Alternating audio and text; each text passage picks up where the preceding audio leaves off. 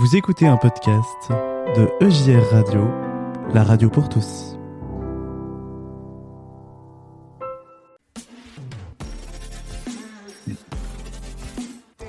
After Work, le grand témoin du jour.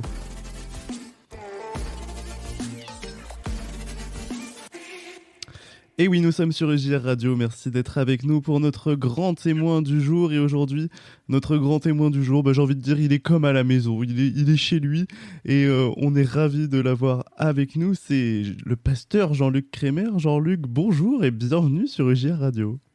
Bonjour à tous. Alors, est-ce que tu peux déjà peut-être te présenter pour ceux qui oseraient ne pas te connaître ? Bon, alors voilà, je m'appelle Jean-Luc Crémer, je suis pasteur depuis 21 ans. J'étais pasteur dans la Drôme, à Die. Ensuite, j'ai eu un poste régional pour la jeunesse dans l'église, dans la région Centrale-Rhône. Puis ensuite, j'ai eu le désir de quitter un peu cette région Centrale-Rhône qui m'avait vu grandir. Et il y avait un poste disponible à Rochefort-sur-Mer, à côté de La Rochelle. Et donc, je suis parti à Rochefort, où j'étais pasteur pendant 4 ans. Et c'est là que j'ai été appelé par le conseil régional de la région Ouest, de l'Église protestante unie de France, pour prendre le poste de président de région. Et donc, depuis 3 ans, j'ai ce poste de président de région ici. Et donc, nous avons déménagé à Tours, parce que c'est là que se trouve le secrétariat régional. Et on va pouvoir en discuter, tu vas pouvoir nous parler de ta belle région, mais avant cela, j'aimerais qu'on revienne un petit peu du coup sur ton parcours. Tu nous l'as dit, ça fait 21 ans que tu es pasteur. Est-ce que tu as vu une évolution en 21 ans de notre église, des églises locales ?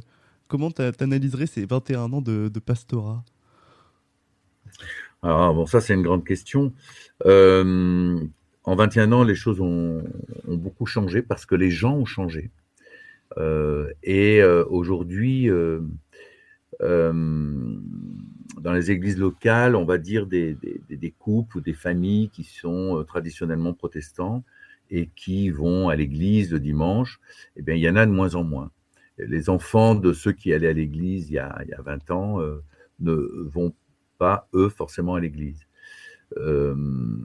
Est-ce qu'il y a eu un trop-plein ? Est-ce qu'il y a eu... Je ne sais pas.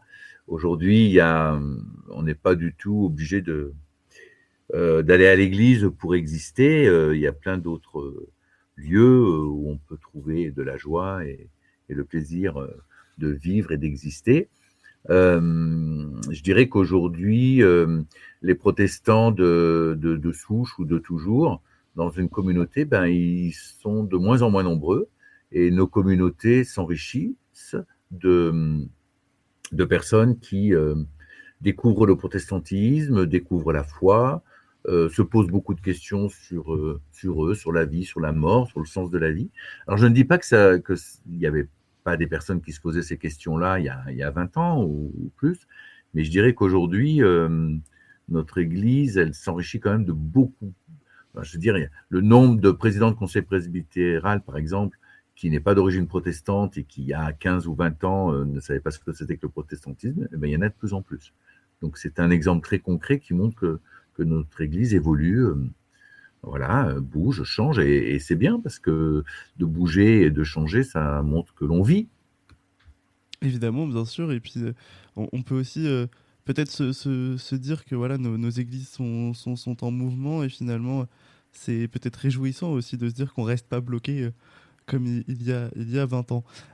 Tu nous l'as dit, donc dans ton parcours, tu as été d'abord pasteur en paroisse, et puis ensuite dans un poste régional, puis de nouveau en paroisse, et finalement de nouveau en poste régional. Entre les deux, est-ce qu'il y a vraiment une grosse différence entre être pasteur en paroisse et puis en poste régional ? Ah oui, il y a une grosse différence. Ouais. Quand on est pasteur de paroisse, on connaît ses paroissiens. D'abord, j'ai dit ses paroissiens, comme si les paroissiens nous appartenaient. Mais n'empêche que on utilise ce mot-là, ce possessif. On connaît les gens qui sont là, on prêche pour eux, on peut faire une prédication à rebond, une série, On va les visiter, on prie avec eux, on les forme, on grandit spirituellement avec eux. Enfin, il y a tout un accompagnement pastoral, une confiance qui s'établit. Quand on a un poste régional, en fait, on est le pasteur à disposition de plein de paroisses, mais pas de sa paroisse. Et quand on prêche, par exemple, ben, c'est soit sur un sujet, soit pour la jeunesse, moi je prêchais toujours en lien avec la question de la jeunesse, des âges dans la vie, la place des uns et des autres dans l'Église, voilà. Là, en tant que président de région, on demande autre chose. C'est vrai que quand je vais faire un culte, c'est aussi pour une reconnaissance de ministère, c'est pour un accueil de pasteur. Et en fait, les gens me connaissent, mais moi, je les connais pas. Et bon, alors, j'ai pas trop de scrupules à oser redemander le nom des gens quand ils viennent me saluer. Mais quelquefois, il y en a qui disent: ah bon, mais tu me reconnais pas? Je dis: ah oui, si, ton visage me dit quelque chose, mais ton nom, ton prénom, je sais plus. Enfin voilà. Donc il y a quand même une différence. Et puis, je dirais qu'il y a une autre différence, c'est qu'on a justement, on a peut-être moins le nez dans le guidon sur un lieu précis. On a plus un regard global sur toute une région. Et du coup, on peut peut-être donner notre avis ou donner des orientations ou faire des bilans, poser un regard, un instant T sur la vie de l'Église quelque part. Bon, voilà, je pense que ça nous aide particulièrement. Et Bon, et encore président de région, c'est encore autre chose. oui, on va y venir justement. De quel regard tu aurais justement sur ta grande région? Parce que la région ouest, elle est quand même très très grande. Est-ce que tu peux un petit peu déjà nous présenter peut-être cette région pour nos amis auditeurs qui ne la connaisseraient pas? Et puis quel regard du coup tu as sur la région que tu présides? Alors, la région ouest, déjà, c'est un territoire immense qui va de toute la Bretagne, euh, tout le Val-de-Loire, en ajoutant Angers et Le Mans. Donc, Val-de-Loire, hein, ça va de Saint-Nazaire à Orléans. Et puis ensuite, quand je descends vers le sud, il y a donc la Vendée, et puis l'Indre, la Creuse, et je descends dans le département des Charentes, donc Charente et Charente-Maritime. Donc c'est un immense territoire. Déjà de Tours, quand je dois aller à Brest, c'est 6 heures de route. Voilà, donc c'est vrai que le président de région se déplace beaucoup et voilà, il fait beaucoup de voitures. Alors, en disant ça, on comprend aisément aussi que quand on est breton, on n'est pas charentais. Mhm. Et quand on est du Limousin, ben, on n'est pas d'une, je sais pas, d'une grande ville comme Nantes, par exemple. Euh, donc c'est un petit peu la particularité de notre région, c'est qu'on a la Bretagne qui n'est pas du tout historiquement un territoire protestant. La Bretagne a été évangélisée par les Anglais et en fait l'Église catholique ayant les bonnes terres en centre-Bretagne, les Gallois, c'est même les pasteurs du pays de Galles qui sont venus, ils ont implanté des églises sur la côte. Et d'ailleurs, quand on regarde, c'est assez rigolo parce qu'il y a un temple à Saint-Malo, il y en a un à Saint-Brieuc, il y en a un à Plougrescan, il y en a un à Brest, il y en a un à Quimper, à Lorient, à Vannes. Donc voilà, on fait le tour de la Bretagne.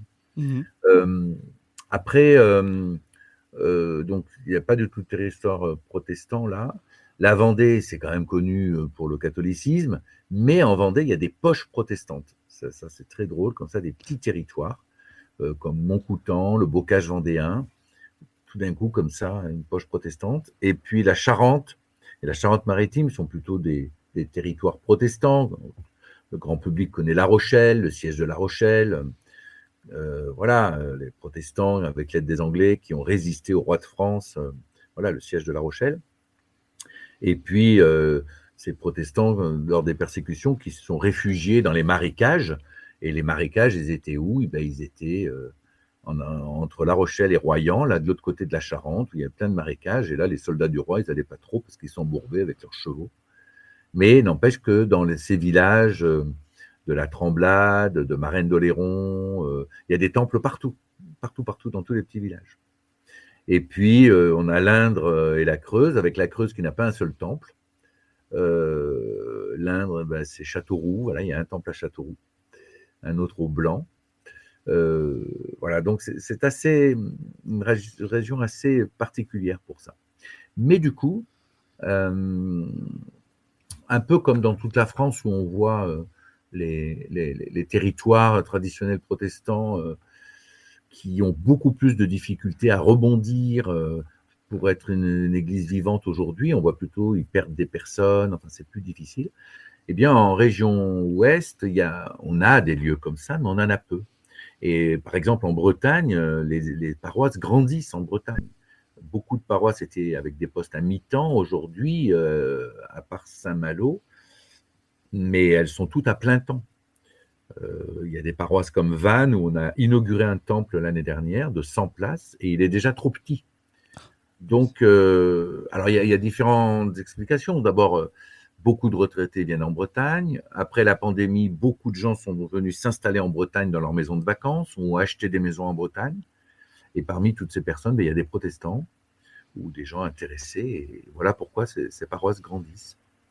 Et est-ce qu'un conseil régional, au sens large, aide aussi à ce dynamisme-là, impulse des choses comment est-ce que vous pouvez agir en tant que conseil régional pour aider ces paroisses-là à se développer, à éviter qu'elles périclitent?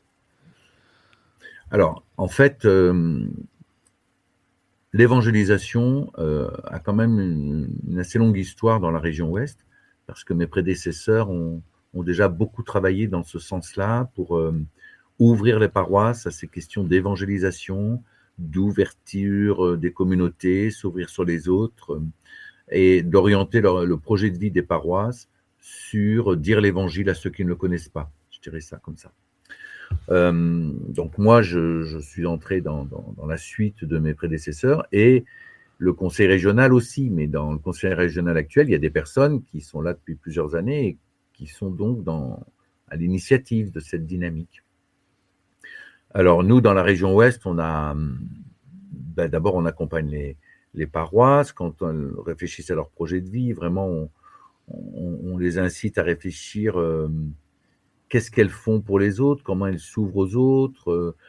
Quand il y a des questions de bâtiment, on les invite aussi à réfléchir qu'est-ce qu'ils vont faire de leur bâtiment, comment on peut transformer un bâtiment pour qu'il soit opérationnel aujourd'hui. Est-ce qu'un bâtiment qui sert que le dimanche ne pourrait pas servir la semaine à d'autres associations, à d'autres personnes? Voilà, c'est toutes les questions qu'on se pose. Et puis, on a dans notre région ouest, depuis 4 ans maintenant, une dynamique qui s'appelle le projet Zacharie. Et le projet Zacharie, donc, est vraiment porté par le conseil régional. En fait, c'est un échange avec une église, une paroisse de Londres, anglicane de Londres, qui a vécu vraiment un renouveau il y a quelques années. Voilà, c'était une paroisse, il ne restait plus que quelques grands-mères. Et aujourd'hui, il y a 4 cultes par dimanche, il y a plein de monde, il y a plein de dynamique. Et donc, qu'est-ce qui s'est passé?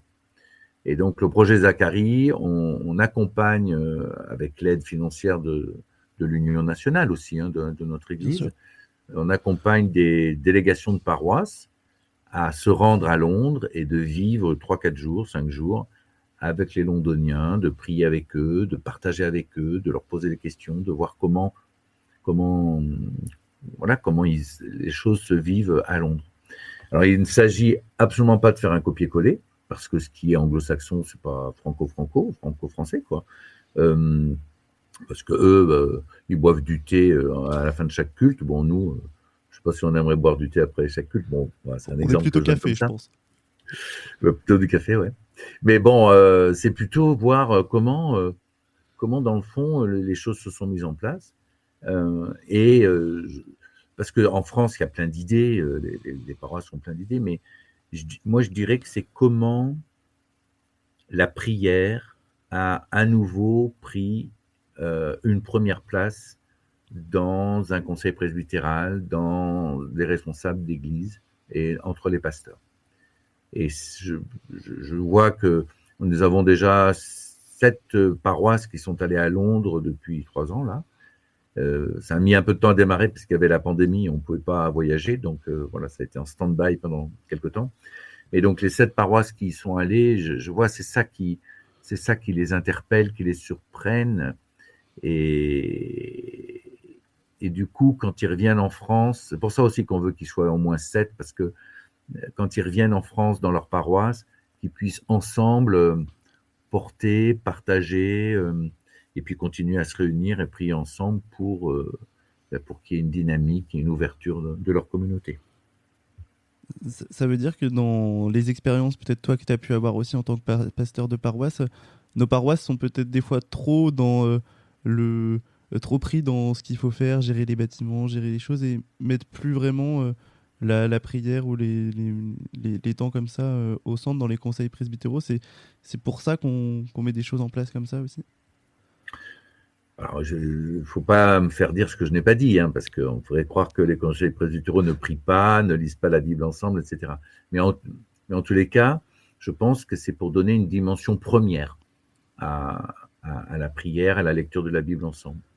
Et je le vois, moi, je vois les collègues qui arrivent dans une paroisse et qui arrivent à vraiment être en premier le pasteur de leurs conseils presbytéraux, leurs conseillers presbytéraux, qui les fait grandir spirituellement, qui prie avec eux, je vois, je vois que ces paroisses, elles grandissent et qu'il se passe de belles choses. Je dis pas que ça se passe pas ailleurs, mais particulièrement, je peux dire que là, il se passe des choses. Ouais. Et du coup, il y a, j'imagine, un- une dimension aussi comme ça d'accompagnement des paroisses dans le rôle du conseil du conseil régional, pardon. C'est un rôle que tu as toi aussi en tant que président de région, d'accompagnement des pasteurs et des conseils presbytéraux. Alors oui, alors le conseil régional accompagne ce projet Zacharie. Il y a un membre du conseil, enfin une membre du conseil régional qui est responsable du projet Zacharie. Voilà. Et puis, donc moi, j'ai accompagné un voyage, je vais en accompagner un autre à l'automne, là. Je ne suis pas à tous les voyages, hein, j'ai pas le temps. Mais, oui, quand je me déplace, euh, ben, j'incite, je peux proposer de participer à cet échange aux paroisses que je rencontre. De toute façon, dans la région, au synode, on en parle chaque année, donc les gens savent très bien ce que c'est que ce projet Zacharie, à quoi il consiste. Alors, il y en a pour qui ça fait peur, hein, il y en a qui ne sont pas prêts à y aller encore. Voilà, après, il est arrivé aussi qu'il y ait des paroisses qui soient allées, puis que c'était trop tôt pour elles d'y être allées. Donc c'est délicat, mais voilà, on accompagne quand même cette dynamique. Et puis le rôle d'un président de région, oui, c'est aussi d'être le pasteur des pasteurs. Donc c'est d'accompagner au mieux que l'on peut les collègues dans leur vocation, dans leur ministère, dans leur vie privée, dans ce qu'ils veulent bien aussi nous partager, quoi. Donc quelquefois, ben oui, quelquefois il y a des accompagnements qui sont difficiles, il faut aussi être disponible, voilà, c'est ce que j'essaie de faire. Bon, quelquefois on se plante, on n'y arrive pas, hein, mais on est des humains, mais en tous les Bien sûr. cas, voilà, l'idée c'est d'être l'accompagnateur des pasteurs. Alors chaque année, on a, comme dans toutes les régions, hein, on a une pastorale régionale qui me permet, moi, de rencontrer tous mes collègues à la fois, puis ceux qui veulent échanger avec moi, ben, je suis là. J'aimerais qu'on revienne un peu sur le fonctionnement d'une région et d'un conseil régional, parce que peut-être que certains de nos amis éditeurs, tu le disais, découvrent peut-être le protestantisme, ou même peut-être pour des protestants depuis des années, ne comprennent peut-être pas encore le fonctionnement de notre Église. On entend souvent parler que notre Église est assez démocratique. Est-ce que c'est quelque chose que l'on ressent et que tu vis au conseil régional et dans les paroisses que tu as pu fréquenter? Comment t'expliquerais un peu ce fonctionnement-là? Ouais. Bon, alors déjà, on peut dire qu'une paroisse, c'est une association cultuelle. Euh, elle élit pour 4 ans un conseil presbytéral. Un presbytéros, ça veut dire ancien en grec. Autrefois, c'était le conseil des anciens, des sages. Bon, aujourd'hui, il peut y avoir des jeunes hein, dans un conseil presbytéral. Et donc, ces personnes sont élues pour 4 ans lors d'une assemblée générale. On a le droit de renouveler 2 fois un mandat complet. Donc, on peut être élu pour un maximum de 12 ans avec un mandat complet. Parmi les personnes qui ont des responsabilités dans l'Église, par des associations sœurs, je pense à la Fédération de l'entraide protestante, par exemple, voilà, ou des conseillers presbytéraux, on appelle certaines personnes à être membres du conseil régional. Donc ces personnes sont élues, elles, au synode régional, et elles sont aussi élues pour 4 ans. Et le synode régional se réunit environ 7 fois, 8 fois par an. Et parmi les membres des conseils régionaux, des paroisses, des membres d'associations sœurs, le conseil régional appelle des personnes, propose des personnes au synode national pour que ces personnes soient représentatives représentent la région au synode national qui a lieu chaque année. Et pareil, ce sont des mandats de 4 ans. Et donc finalement, ça veut dire que l'échelon régional et puis toi, en tant que président de région, tu es un peu le lien entre ce qui se passe sur le terrain dans les églises locales et le national. C'est un peu comme ça que ça fonctionne aussi? C'est exactement comme ça. Exactement. Donc moi, en tant que président du conseil régional, j'ai des rencontres nationales. J'en ai environ 7 à 8 par an à Paris avec mes collègues homologues, quoi, où on passe beaucoup de temps à parler des collègues, des postes qui sont disponibles, qui appeler sur quel poste. Il y a aussi à cette rencontre le président de la commission des ministères. La commission des ministères, c'est elle qui agrée ou pas un candidat pasteur qui a eu un master 2 en théologie à devenir proposant. Donc, proposant, c'est une étape de 2 ans avant d'avoir sa reconnaissance de ministère. Voilà. Et où est-ce qu'on affecte les proposants suivant leur, je sais pas, leur charisme, ce qu'ils souhaitent, leur conjoint, où est-ce qu'ils sont, leur travail, etc. Donc on passe quand même beaucoup de temps là-dessus. Et puis on parle aussi, par exemple, il y a eu des questions par rapport à des harcèlements dans l'Église, des harcèlements moraux, beaucoup. Pasteur qui se sent harcelé par un président de CP, ou le contraire, un pasteur qui harcèle des paroissiens, ça arrive. Et donc, là, la conférence des présidents a travaillé, avec l'aide aussi d'autres églises qui sont interpellées sur ces questions-là, à un document qui s'appelle « En Église contre les atteintes aux personnes », repères et conduites à tenir dans les situations de harcèlement, discrimination, abus de pouvoir ou violence. Donc ça a été un travail d'1 an avec des rencontres, voilà, et puis il est sorti un tract, un numéro, on peut appeler de manière anonyme. Bon voilà, tout ça, je donne cet exemple pour dire voilà ce qu'on travaille en conférence des présidents. Et puis on travaille aussi la question de la formation des pasteurs. On a travaillé aussi pour proposer aux pasteurs des thérapeutes pour être accompagnés dans leur ministère, dans leurs problèmes personnels. Enfin, voilà.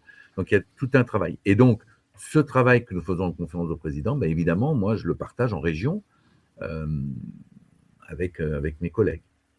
Et puis, nous faisons le lien aussi avec les équipes nationales, que ce soit l'équipe catéchèse, l'équipe jeunesse, l'équipe de la coordination nationale, formation, évangélisation. Voilà. Donc on fait nous on travaille avec ces ministres voilà, qui ont un ministère national, et puis on partage ensuite en région. Effectivement, et ça semble être un travail assez compliqué quand on entend tout ça, parce qu'il faut vraiment avoir un pied sur le terrain, mais comme tu nous le disais tout à l'heure, tu connais pas forcément tout le monde et tu connais les spécificités du terrain, bien sûr, mais faut être un peu étirable, un peu de partout, quoi. C'est un peu ça. Faut être. Oui, ben voilà, après, bon, les choses se font petit à petit. Après, bon, c'est vrai qu'il y a aussi des paroisses où il peut arriver qu'il y ait un problème. Moi, je sais pas, une dispute entre les conseillers presbytéraux, ou un drame, je sais pas, moi, il y a une région, il y a quelques années, il y a un presbytère qui a brûlé, il y a eu des morts. Enfin, voilà, bon, ben là, le président de région, bien sûr, il doit être présent, on doit accompagner les personnes, on doit, voilà, enfin, le mieux qu'on peut. Mais on n'est pas seul, c'est-à-dire que nous, on a une collègue qui a été nommée, qui a été appelée au poste de secrétaire général et qui nous accompagne beaucoup, nous, en tant que président de région. Puis il y a aussi la présidente nationale. Bon, il y a une autre envergure, elle a un autre ministère par rapport aux autres églises et l'international, etc. Mais quand même, on n'est pas tout seul. Bien sûr, et heureusement, j'ai envie de dire. Au moins, ça peut vous aider dans tout cela. Notre interview va arriver à son terme. Qu'est-ce qu'on pourrait souhaiter pour la région Ouest dans les années à venir et puis peut-être pour l'Église en général? Bah, moi, ce que je souhaite, c'est qu'il y ait des pasteurs qui viennent travailler dans cette belle région ouest. On a 11 postes vacants là, donc s'il y a des pasteurs qui ont envie de venir, ça c'est une chose, qui viennent. Et puis s'il y a des jeunes qui nous écoutent et qui se posent la question, oh, est-ce que j'ai un appel pour devenir pasteur, qui n'hésitent pas à rencontrer des pasteurs, à leur poser la question, qui ne gardent pas ça pour eux. On peut commencer des études de théologie et devenir pasteur 10 ans plus tard, 15 ans plus tard. Les études de théologie sont passionnantes. Elles peuvent déstabiliser quelquefois, mais c'est pas grave, il faut continuer. Et puis l'Église a besoin de pasteurs, elle a besoin de missionnaires. Donc il y a tout un chantier là depuis plusieurs années qu'on travaille en synode régionaux et national sur les ministères dans l'Église, quels ministres on veut pour vivre ces ministères. Est-ce qu'il faut faire 50 théologies pour devenir pasteur ou pour servir l'Église? C'est justement toutes ces questions-là qu'on se pose et il va y avoir des débouchés justement autres. Pas forcément faire 50 théologies, mais peut-être que 2 ans ou 3 ans. Enfin bon, tout ça, ça va se mettre en place petit à petit. Donc s'il y a des jeunes qui nous écoutent et que vous êtes interpellés, allez rencontrer le pasteur de là où vous habitez. Puis si vous n'en avez pas, vous vous appelez Jonas J Radio, il en connaît, il peut vous donner des coordonnées. Parce que l'Église a besoin de pasteurs, a besoin de vous. Et c'est un métier passionnant, pas toujours facile, mais passionnant. Et puis, voilà, il faut se mettre à l'écoute de notre Seigneur. Eh bien, c'est un beau message qui est passé pour nos amis auditeurs et on compte sur vous vraiment. Si vous avez cet appel pastoral, bah, n'hésitez pas, effectivement, c'est bien, tu relayes tout ça et tu as bien raison. Et notre tradition sur EJR Radio, pour finir les interviews, c'est de laisser la libre antenne et la parole libre. Si du coup tu avais encore quelque chose à dire à nos amis auditeurs, autre que les appeler à devenir pasteurs pour ceux qui entendent cet appel-là, qu'est-ce que tu aurais à leur dire ce soir? Tu me prends de court, là. Ouais, c'est toujours la pire question pour la fin. Ouais. J'aime beaucoup cette émission que des collègues ont fait, là, qui paraît le dimanche soir, là, 3 minutes, là, comment ça s'appelle, Jonas, déjà Euh, c'est toi qui me prends de court là. Enfin bon, un petit message de 3 minutes, voilà, et qui se termine toujours par choisis la vie. Mhm. Et moi, j'aime beaucoup ce message, je crois que dans le Deutéronome, j'ai mis devant toi la vie et la mort. Choisis la vie afin que tu vives, toi et ta descendance. Et donc, le message que j'ai envie de dire à nos amis auditeurs, c'est choisissez la vie. Et si vous voyez que vous êtes engagé sur un chemin, voilà, qui mène à pas grand-chose, un chemin de mort, infertile, vous pouvez vous arrêter, vous pouvez faire demi-tour et on peut choisir la vie. Donc vraiment, choisissez la vie parce que ça vaut vraiment le coup. Eh bien, le message est passé. Merci à toi, Jean-Luc, de t'être arrêté à nos micros. Tu es toujours le bienvenu sur EJR Radio quand tu le souhaites. Et on aura le plaisir, bah, j'en suis sûr, de se retrouver pour de prochaines interviews ou de prochains moments. Merci à toi, vraiment. Merci Jonas, à bientôt.